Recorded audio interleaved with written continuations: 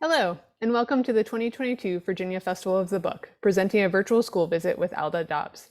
I'm Sarah Lawson, Associate Director of the Virginia Center for the Book, a program of Virginia Humanities. Thanks for joining us. A couple notes before we begin. Please share your questions for the author using the Q&A tab on Zoom, and we will get to as many as possible at the end of today's event.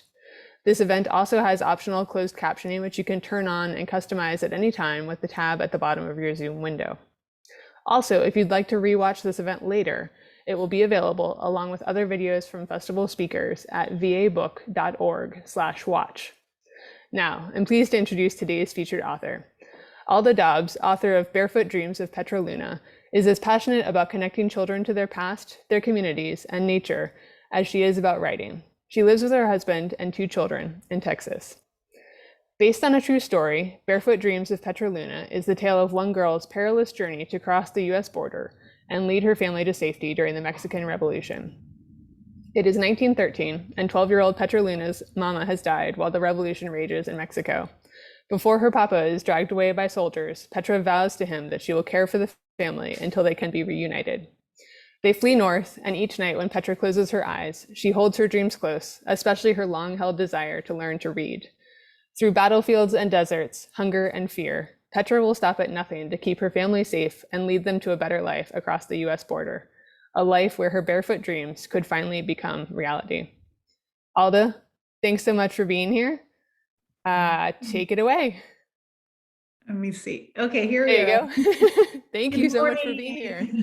No, thank you for that introduction, and thank you so much for having me here. I want to thank Sarah and Aaron that welcomed me here. So we're going to get started with the presentation, and I'm going to tell you what inspired me to write this story, the family stories that inspired to write this book, as well as the research that went behind it. And hopefully I can inspire you to dig into your own history, your own family stories. So let me do the share screen and okay, here we go. Let me move this up a little and we could present it. There we go. So Barefoot Dreams was inspired by family stories, and a lot of my family stories came from my great-grandmother, who's here in the center, and my grandmother, who's here at the left, and all their stories were passed down to my mother, who's here on the right side, and that's me when I was about 3, 4 years old. And I was always fascinated with their stories. And a lot of them talked about their past, of how they grew up. So this is a typical home that my grandmother and great-grandmother used to describe of them growing up in. So it's a hut, and the hut was made out of mud. So it was made out of adobe blocks that were made out of mud. So they would stack up these adobe blocks in such a way to form this long room here. And the roof was a thatch roof. So it's made out of hay. This is the way the typical homes look like. And I saw that a lot in my research and the photographs that I found. And other stuff that I found that matched the family stories were that I saw a lot of siblings, older siblings taking care of younger ones. And it's something that I heard about a lot with my great-grandmother and her friends. And the reason was, for instance, my great-grandmother lost her mother during childbirth. And being the oldest one, she had to take charge of the younger siblings. So it was pretty common to have this happen back then.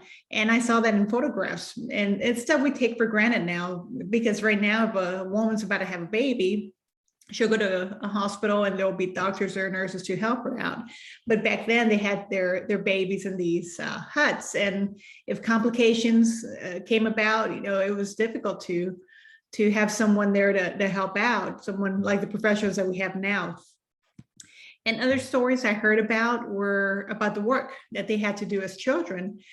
For instance, my grandmother, her first job, she got her first official job when she was about 4, almost 5 years old. And her work was to take care of these 40, 50 goats. It was a local rancher who hired her. And every day she had to get up at sunrise or a little bit before and go look after these goats. She had to take them out of the corral, take them to the creek to drink water, take them to the pasture street and back to the corral. She did this about 3 times a day and every day. And it didn't matter if it was hot, cold, that was her job. And she told her this one story where an ice storm was approaching fast. And she had to get the goats together because of the ice storms. If they were caught in that ice storm, they would die. So she quickly gathered them, but some of them didn't want to move anymore. They were too cold. So she's trying to gather these goats, and one of them, it refuses to move. It's a big goat, and she's trying to push this goat, and she's by the edge of a creek. So you can imagine this 4 or 5-year-old trying to push this goat, and suddenly she slips and falls into the creek. But she's able to get out. At this point, she's just drenched. She's soaking wet, and she manages to get these goats together. And in her young mind, she's only 4 or 5, but she knew she had to get those goats together and back in the corral to have them be safe. Because if one of them died or one of them got lost, she'd be fired, and that meant she wouldn't get paid, and she wouldn't have money to buy food to help her family with buying food. So she knew that was her goal, her mission. So she puts all the goats inside the corral. And by the time she's closing that gate in the corral, her fingers are stiff. She can't feel them. And she locks that gate and collapses just because she's freezing. And they told her later on that it took them 3-4 hours before they found her. And by the time they found her, she was just blue, and she almost died from that incident. And it just makes you put things into perspective, right? Of kids having to work back then. And something she said, when she was 12, she would climb trees and chop wood, and then she would strap it to her back, kind of like this young girl here on the left. And she would go to the village and go sell this wood. And this was something she did, and she said she appreciated having work, because it meant she got paid and was able to buy food. And the hard times were when there was no money to be made, there was no work. And that's when the hunger, just became really bad sometimes. She said they would go 2 or 3 days without eating, sometimes 4. And it was just a terrible pain that she said she just never got over that experience, and always, wanted to protect her kids from that experience. But it's things we take for granted now, but that happened a lot back then and are so happening in parts of the world right now. So if you think about that, about kids having to work, they can go to school because they have to work. They have to help the family buy the food. And only certain kids could go to school. And usually those are the ones well-to-do that could afford to go to school. So if you think about that fact and think about Mexico during that time in 1913, what percentage do you think was able to read and write? So just take a moment to think about that, to give me a percentage. If you think it's half of the people could read and write, that'd be 50%. If it's less than, it'd be less than 50%. Or if you think more people knew how to read and write, it'd be more. So, all right, let's look at the answer. And it's 20%. So 20% of people could read and write in Mexico back then. And that means 80%. So 80%, that's a big chunk of your population, could not read or write. And that's not good for society when you have that many people that are not educated. It's going to catch up with that society, and there's going to be problems eventually. And other stories I heard about were about the disparities from my grandma and my great-grandmother. So I showed you the outside of the hut. This is the way it looked on the inside here. And as you can see there, they had no furniture. They had no couches, no tables, no chairs, no beds. Everything they did, it was on the floor. And it was a dirt floor. There was no carpet, no wood. It was just a dirt floor. So this is a typical interior of those huts. So now, do you want to see how the wealthy lived back in 1913? So this is a photograph that I found that it shows the haciendas. So these are the haciendas. This is the wealthy people in Mexico. And the haciendas are these large land estates. They have thousands and thousands of acres. And one family, the hacendados, owns that hacienda. And some haciendas are really, really big. In fact, one of them, the Terrazas family hacienda, which was in northern Mexico, they said the hacienda was so large that it was the size of Connecticut and Rhode Island states put together. So this is just how massive these haciendas were. And the haciendas had fields. So if you can see the field here in the left picture in the background. So those fields, they had crops there in those fields. And it wasn't the hacendados who worked the fields, it was the peasants. They hired peasants to work those fields. So the peasants worked the fields, but the crops would be sold, and that money went to the hacendados. So that's how they became wealthy. They had a lot of land and a lot of crops. So they would pay the peasants once a month. They were paid, but of course they didn't get paid that much. And remember how big the haciendas are. So they're big enough that they have their own community. It's you have the hacienda, the mansion, but you also have stores, you have the church, you have different places there in the hacienda. So the peasant at the end of the month, after getting paid, he had to buy food for his family, clothes, medicine, and he would go to the hacienda store to gather to buy those things. And many times, he couldn't afford it because the prices were high. So what would happen is if he couldn't afford it, the hacienda store would say, you know what, you could take that stuff, just we'll write your name on this book and we'll put how much you owe us. Next month comes along, when you get paid again, just make sure you pay us what you owe us. So that was the deal. And next month came along, and again, they would get paid. They would have to go back to the store to buy the stuff they needed for their families. And many times they couldn't afford it. And so again, the hacienda store would say, take what you need and we'll just add to that debt that you have already here. So this happened month after month, and it didn't take long before that debt was just really, really high. And the person couldn't quit. They couldn't say, you know what, I don't want to work in this hacienda anymore. I'm going to go somewhere else. They couldn't do that if they owed money. As long as they owed money, they had to stay in the hacienda and pay off that debt. So many people worked all their lives in the hacienda. They were young there and got old and then died. And they accumulated this large amount of debt. But what do you think happened to that debt once that person died? Where did it go? So yes, it went to their kids. It went to the next generation. So imagine yourself, you're trying to pay this debt. You're working, you're saving, you're almost there when your uncle or your father dies. Now you have their debt. So it was just a way, it was just part of the system for the hacendados to keep you there. And some people wanted to run away. Some people would say, you know what, I'm never going to pay this debt off. I'm going to run away. But you see these men here sitting in this patio with the tall sombreros. Those were called rurales. And the rurales were the mounted police that the hacienda would hire. So if somebody ran away, they would send the rurales to go catch that person, bring them back, they punish them, and then put them back to work. So for many people, that's all the life they knew. It was in the hacienda.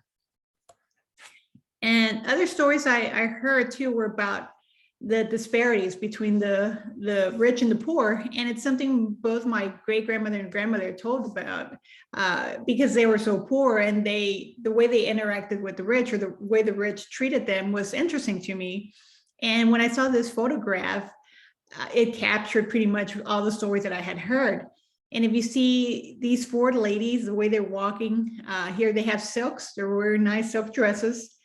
And then you see this woman and child, they're walking opposite direction, and they're dressed the way my grandmother and great-grandmother would have been dressed. They're wearing the ragged clothes, the shawls, they're barefoot, they're walking in opposite direction.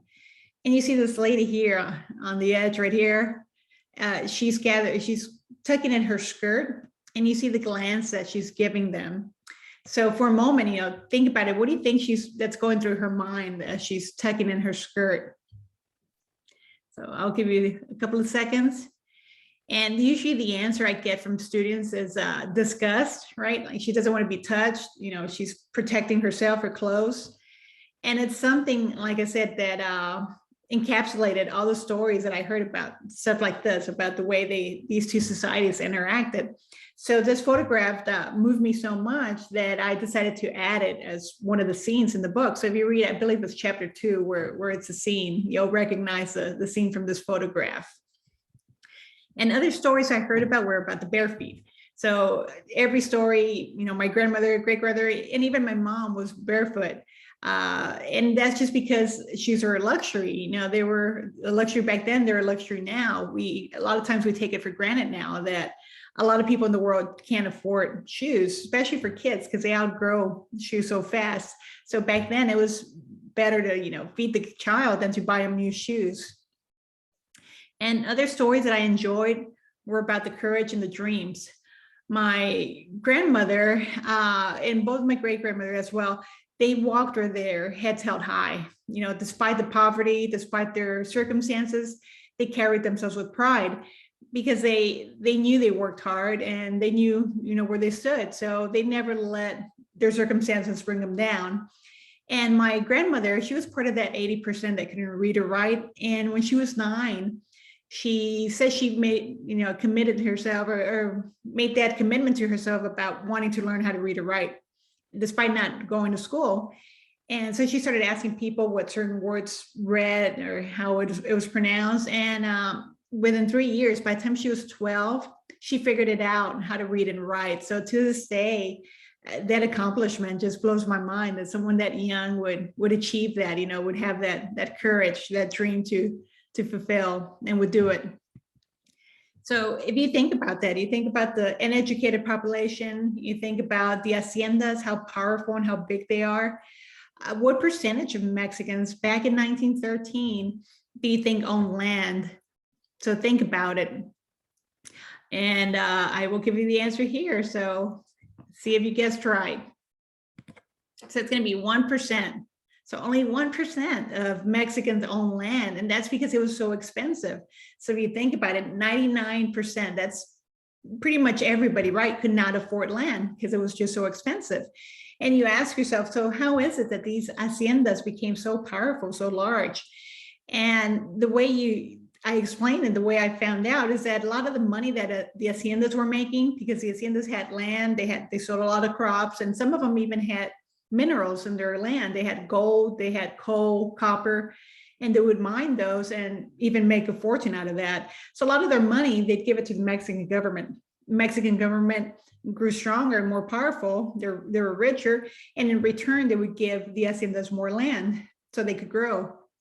But where was this land coming from? Who were they taking it away from? And it was the peasants, it was the poor that were taking it away from. And it was easy for them to take it away because remember, they're uneducated. They don't know how to read or write. So any document they present to them and ask them to sign it, they didn't know what they were signing. And it was that they were giving up their lands. And also they didn't know how to write their name. And back then, if they didn't know how to write their name, all they had to do to sign their name at the bottom, they had to write an X or a cross. And that was enough to, take away the land because anybody could write that X or cross. So their lands were taken away pretty quickly. And my great grandmother said that this was something they were really fed up. It came to a point that they were upset. They said, okay, it's enough. We've had enough. A lot of our lands are being taken away. Our children don't have opportunities for school. There's just, the life of the peasant in the hacienda and as a mine worker was terrible. There were terrible conditions. So they wanted change. And that's what brought about the Mexican Revolution, which my great grandmother said was, it became really, really violent during that time. And the interesting thing about this revolution, I explained to kids, when you have a hard time, understanding this war, at least the one in Mexico, I compare it a lot to Star Wars. So I asked kids, are you familiar with Star Wars? And the way I describe the Mexican government is like the evil empire. So you have your evil empire. And instead of having the stormtroopers fighting for them, the Mexican government had the federales. The federales fought for the Mexican government. And on the other side, you had the rebels. And the rebels were the ones that were fighting for their rights, for their land, for the opportunities. And they were called revolucionarios. So they're fighting to get all those rights back. But you can say that it was all, one side was good, one side was bad. You couldn't say that because it was very complicated. It's a war. And a lot of the federales didn't want to be in the federales. A lot of them were forced to join them and they didn't want to fight with them, but they were threatened not to if they didn't. So it was very complicated.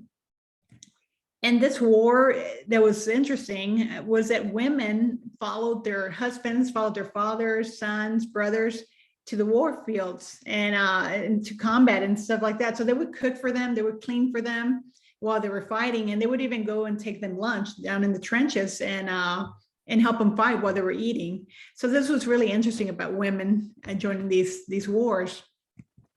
And children, if you were a child, if you're a kid and you're 12 years old, you could join the rebels. They would allow you to join the rebels. And it didn't matter if you were a boy or girl, you were trained as a soldier, you were paid, and you were treated as an equal because now you were a soldier.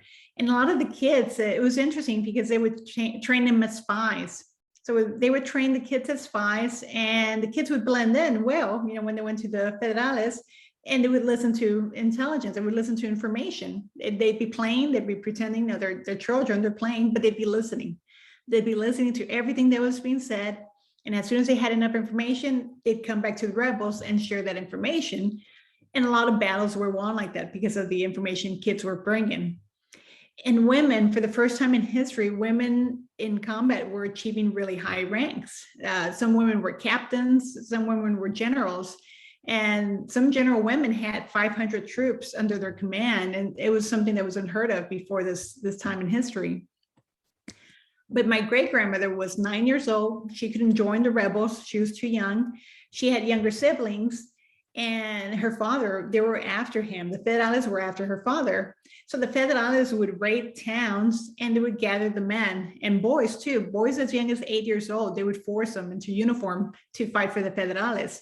So as soon as the federales came to a town or an area, people would flee. People were scared for their lives and they would leave the town, the village, and the federales would attack the town and try to take as many men as they could. So my great-grandmother left her town along with her siblings and her father when they knew the federales were coming. They were burning down villages. So they left. And you think about that. You think about if they were attacking your neighborhood and they're about to attack your home and you only have 30 seconds to grab something dear to you, and you might never come back. So what would you grab? Think about that. And in the many pictures I saw of research, I found a few of them of people carrying their pets. You see this lady here on the right, how she's carrying her dog. So you see this a lot. And it was interesting, you know, that people carry that, you know, what's most precious to them, knowing that they have to cross the desert here for many, many miles. And that's something my great-grandmother did with her family. They crossed the desert on foot, they walked, and they left the mountains of Mexico. And this is Texas here. So their goal was to walk across the desert and reach the United States. And their mission was to cross the Rio Grande. They wanted to cross the Rio Grande and walk into the safety of the United States. And they knew they'd be safe there because the federales were after them, and the federales would stop there. They would stop at Mexico. They wouldn't cross over, because if they crossed over, that meant that they're declaring war against the US. It's considered an act of invasion. So the US would respond. And they didn't want a war with the US. They had their own war at home. They had a revolution going on. So they would stop there at the border.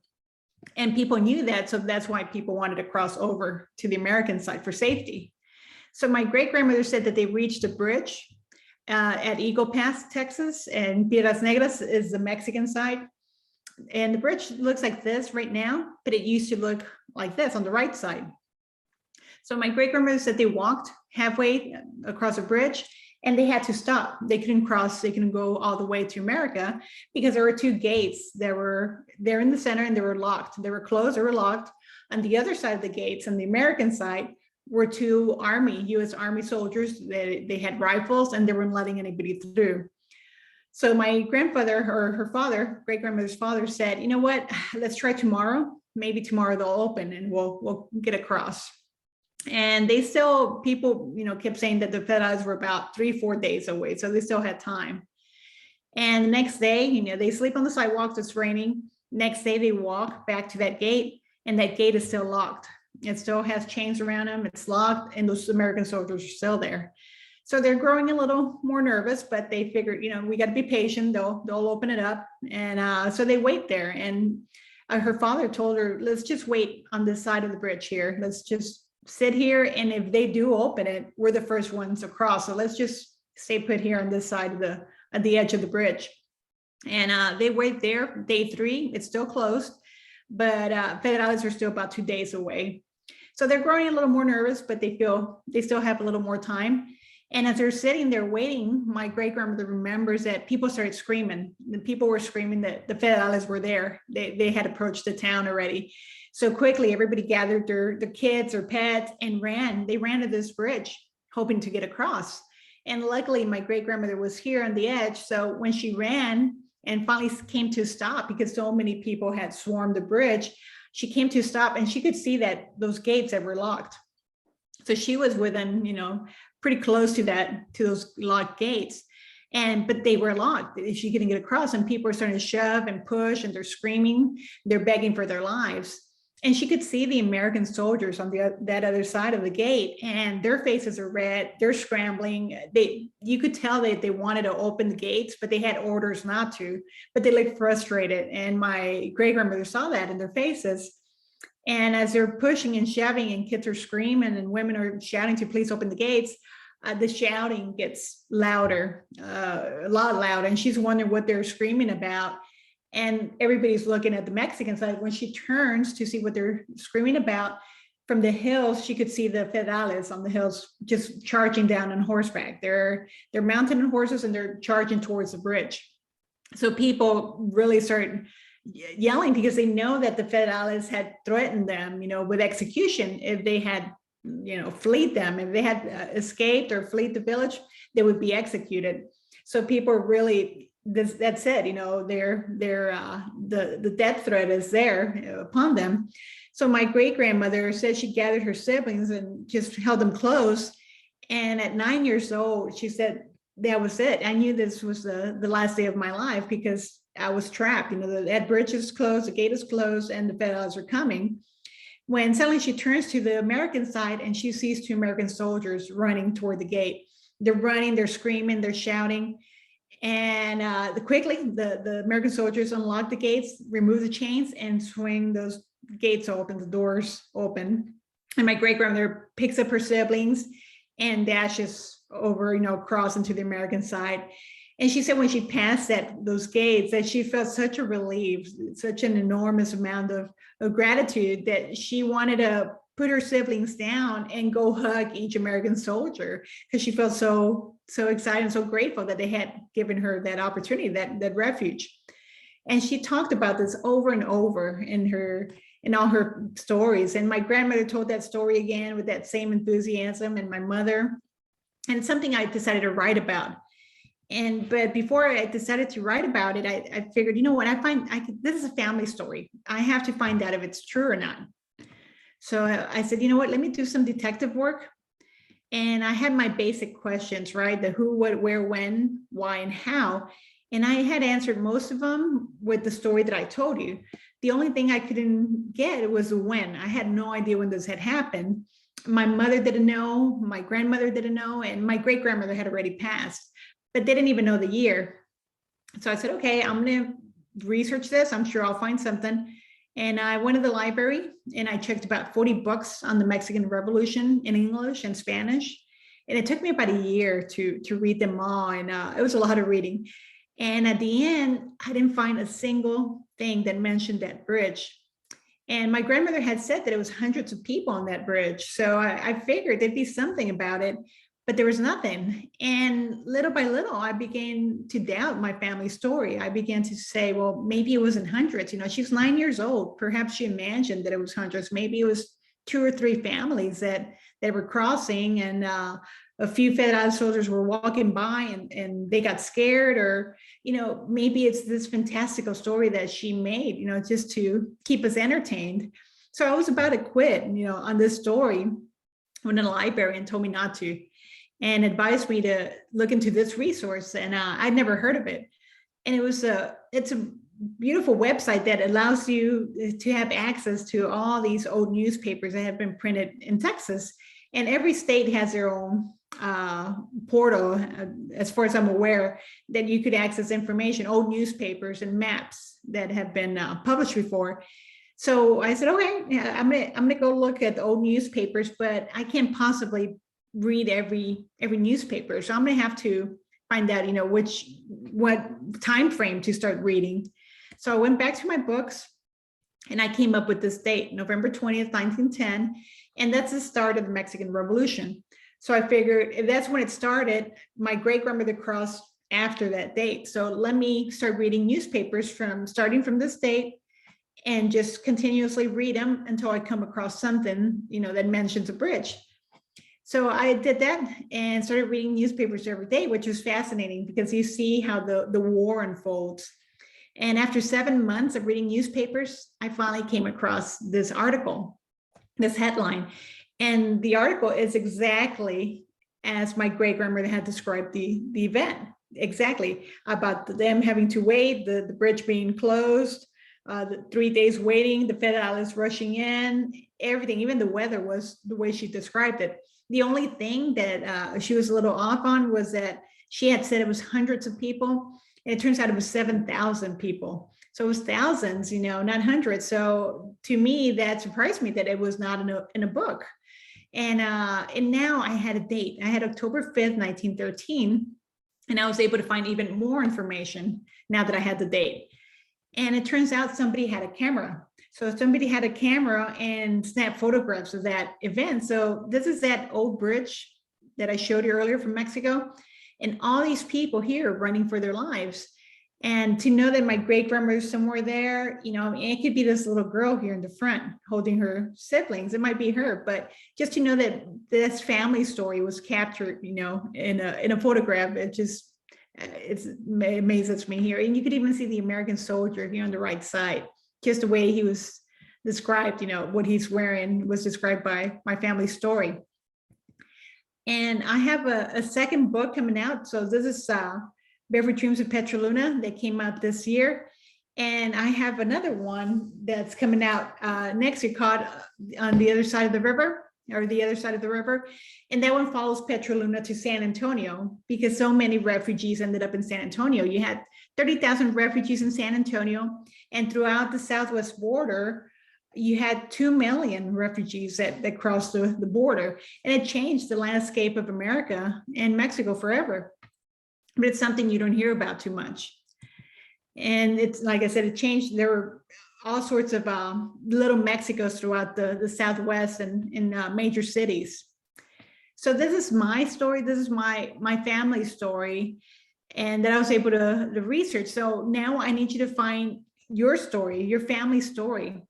And the reason is because the way I see it is like puzzle pieces. There are these little fragments that make you who you are. So the more you learn about your past, the more you learn about yourself. You realize why you view the world the way you do, because a lot of it is because of our ancestors. And just the way I told you about my great-grandmother crossing that bridge, it's something that you didn't know about before. So now you have stories as well that you need to find out about, and that we all need to learn about too, because we connect each other through these stories. And also, history tends to repeat itself. So you have here on the left side, the Mexican Revolution, and on the right side, the photograph is from a few months ago, but both of them show people just walking away from the violence in their homeland. They're walking up railroad tracks. You see the exhaustion in their faces. You see the despair, and these are 100 years apart, but it's happening again. So even right now in Europe right now, in Eastern Europe, you see stuff like this happening again. So you got to keep in mind that history repeats itself. That border that my great-grandmother crossed, the same exact border now. And again, there's crisis in both borders. And the refugee camps, we had them back then and we have them now. The interesting thing right now is that we have COVID. Back then they had smallpox, and people were really afraid of smallpox. So when those 7,000 people crossed to Eagle Pass, a lot of people in Eagle Pass wanted to send them back right away. They said, no, we can't keep them here because we might have an outbreak. But other group of people said, no, we have to keep them here because if we send them back, the federales are there. We're sending them to their death. We can't do that. So how about we keep them here, we quarantine the ones that are sick, we vaccinate all of them, and we'll have it under control. And luckily for my great-grandmother, they did that. They didn't send her back. And remember that picture I showed you earlier between, the differences between the rich and the poor, that gap? You're starting to see that more and more around the world and here in the United States as well. But people always come together to help. And that's what they did back in San Antonio to help the refugees. They're doing that now here in Texas at the border. And you see that too, in Poland right now, how many refugees are helping there as well. So it's nice to learn all these family histories, all this history, because we, especially the younger generation, the younger readers, you're able to prepare yourself better when you know that things happen again. You're better prepared, and you know how to even avoid it or better prepare so that it won't be overwhelming. And last but not least, this picture I came across during my research, and I just thought it was such a beautiful woman. Just her eyes, the wisdom and the light behind her eyes, all those stories, all those experiences. So whenever you come across a person like this, get those stories, ask them what life was like for them, their joys or struggles, and learn from them, because there's so much that you learn from them, but you also learn about yourself, and you can make the connection again. It's all about making the connections. And your stories too, for the young readers, write them down, what you're going through right now with COVID, everything that's going on around the world, write it down, make sure you share those stories, because you might have a grandkid later on that's going to write a book about you. So all this information is going to help them. So keep that, keep sharing these stories.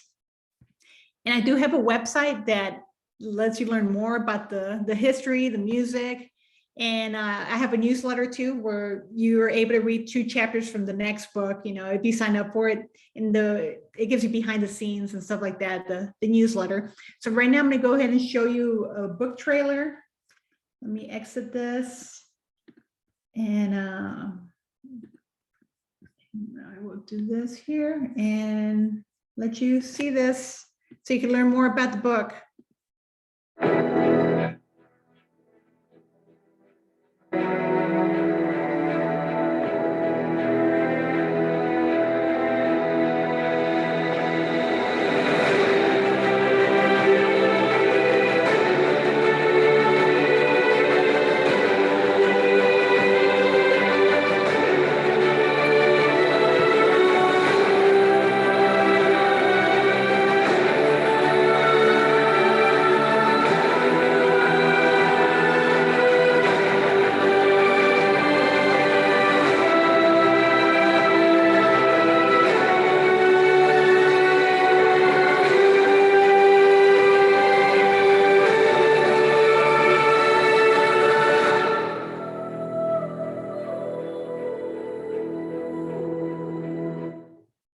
All right.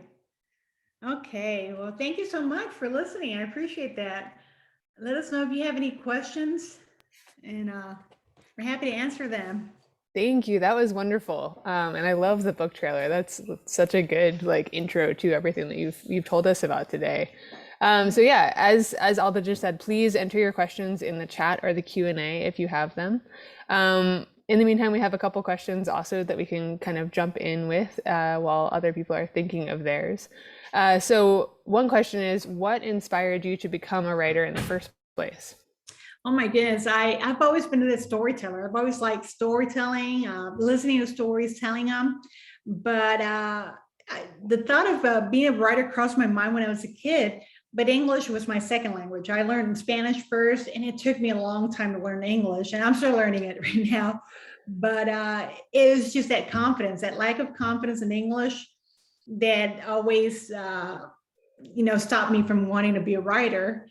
And not until, I ended up pursuing physics and engineering as a career. And not until I was older that I realized that I've always been a writer. I have always been writing, I've always been from college applications, essays to scholarship essays, in order to get a grad school, to get grants, reports that I did for engineering. So I've always been writing, and I said, okay, so why am I so terrified about writing, since I've been doing it, a long time? So how about now you just have to put the creative spin, but there's always a story to be told in any writing you do. So just put that creative spin and tell those stories that live inside you. So it took a while for that confidence to catch up, but I always tell people, don't wait for that confidence, don't think it's going to come to you right away. It takes work, it takes time, but eventually it will be there. So it's just start. If you have that passion in your heart, follow through, and it'll catch up. The confidence will be there eventually. Excellent. And that leads in well to a question that we have from Miss Gale's class, which is her students want to know how you got your book published. Oh my goodness, that's a great question. When I first started writing, that was about 12 years ago. I had this story that I had been thinking since I was in college, and it was about talking butterflies. And I was learning how to write. So it's not the best novel, so I'm glad it never got published, because I'm learning how to write. So you have to put in the time. So everything you write at first might not be the best thing, but it's good because you're learning, you're getting practice. So I put that away, and I started writing articles for Highlights magazine. And those were shorter, the stories were smaller, and it was easier to revise. And I figured, okay, let me get myself the practice first. And when it comes to editing, and the articles were sold. So like I said, I got the practice in editing and that whole publishing. And that's when I had the idea for my great grandmother's story. So originally it was a magazine article, but then I decided to turn it into a picture book. And I took that to conferences to find out if my writing was going well or not. And at first it needed work, but it started getting better. And finally, one agent told me that she wanted more. She said, no, this should be a novel. It shouldn't be a picture book. It has to be a novel because we want to find out what happens to the character before and after this event here. So I said, okay. And it took me years to do the research and do the writing because I'm still learning how to write. But yeah, it took me a while. It took me another 7 years after, actually, no, it took me another 5 years after I had that picture book and written. So in total, I would say it was 7 years, but it turned out to be 2 books. So I was lucky about that it was 2 books. But now, hopefully, now that I know how to write, it'll be a lot faster, a lot quicker. Yeah, and I mean, I think you make a great point that we're all always learning how to write and read better, right? It's Yeah. always a developing skill. Mhm. Okay, we have another question about your family's storytelling, actually. And so someone is curious to know, did your mother tell you the stories about your great grandmother, or did your grandmother tell them to your mother, who then told them to you? And kind of like, what did your family storytelling dynamic look like? It's interesting. Yeah, I heard it from my great grandmother once. I remember sitting on her Mhm. lap, and I was about 4.5 because she passed when I was about 5. So I remember hearing the story once from her, but I didn't, I was young, I captured part of it, not all of it. But then my grandmother told it a few times, but most of it came from my mother. My mother, and that's a good thing that they're all storytellers. They had a passion for the story, for the history. So both of them just said it with that same enthusiasm, with that same just everything. The way they described everything was that emotion was always there. So once I started writing, I just embraced that emotion that they told the stories with, and used that for the book. But yeah, it was, and not only that from my mom and my grandmother, but every now and then I'd hear it from uncles, aunts, great aunts, and it was neat because it was the same story, but I'd always learned something new about it. There was always a detail that I hadn't heard before, or a new question would come to my head that I hadn't thought about before, and they'd be able to answer it. So that's what I tell kids. If sometimes it seems like it's the same boring story, but you never know. You might hear something, totally different that takes you into a different direction. So always, have your ears open to see what new detail you're going to learn about that story. Yeah. So how do your younger family members feel about having their family's story now shared with them as well as with all of us through this book? Yeah, it's really neat, the feedback I've been getting from him. I had one cousin who moved from Mexico to the United States and said she had heard the stories just like I did, but she had never thought about sharing those with her daughter. And Oh. until the book came out, and she said, oh my goodness, these are all the stories here, but I don't know why, time passed, she didn't think about it. So she gave her daughter the book, and it started the whole conversation, about her past. And so she was really grateful that it was a starter, the conversation started between her and her daughter about our past or history. So yeah, if I could urge more people to do that, just write this down, write your history down. And that's one way your kids or your grandkids could find out about it. And even now I tell young readers, about writing your own histories, because your grandkid might end up, writing a book about it. I love that. All right, we have another question from the audience, which is very specific, but they want to know what your job was while you were working on this book. Oh my goodness, that's a good. Well, luckily I was a mom. I was staying at home, so I was doing a lot of work, taking care of the 2 small kids I had, and my husband's military, so we were moving a lot. We moved about every year, 2 years, and so I remember a lot of packing, a lot of unpacking, and changing diapers and stuff like that. And he traveled a lot too. So as soon as the kids were asleep or during naps, that's when I would start the research. I remember one time that they were asleep, and I had already printed out all these maps for San Antonio from old maps. They call them the Sanborn maps. And I sat there and taped them all to have the big downtown San Antonio map. And I pasted or taped it to my kitchen wall just so I could know where my character ate, you know, different things she did. But I felt lucky that, you know, I had that time, you know, otherwise, because some people have to juggle careers, family, and writing, and that's really tough. I don't know if I'd been able to do that. I'm sure, you know, if you have the passion, you'll find a way, you'll find time. Excellent. All right. Well, we are right at time. So, one final question. Do you have any recommendations or advice for people who are listening who would like to write their own story? Oh my goodness. I would say read, and it depends what kind of story you want to write, you know, but if it's a historical story like I did, my family story, you know, go ask a question and interview family members, or if there's a particular time event that happened, go to libraries. You know, librarians are always happy to help you, and I didn't know that. I was really shy, and but now, you know, I know that librarians are happy to help you. I always thought I was going to bother the librarians, but no, that's what they're there for. That's what they told me. So go there and ask the questions and do the research and read books that are similar to that, and you kind of get an idea of how people did that, how they broke down the scenes, the story, the pacing. So read a lot of those books too, and highlight them. I mean, not the library books, but buy yourself a special book that you can highlight and write on and take notes, you know. So that's what helped me. Yeah, excellent advice. Well, thank you so much. I'm so sorry that it is time to wrap things up, but thank you for telling us all about your story, Ms. Dobbs. Thank you to everyone who tuned in.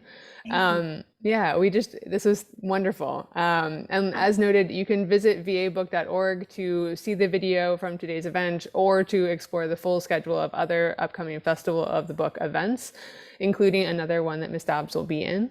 We just thank you so much for being here and taking part. Well, thank you. And if you have any questions that I didn't get to answer, I have a contact form in my website, aldapdobbs.com. Feel free to contact me there, and I'm happy to answer questions. Or if you want to share a family story, I'm happy to hear those too. Please. That's wonderful. Thank you so much. No, thank you. Take care. Bye. Bye.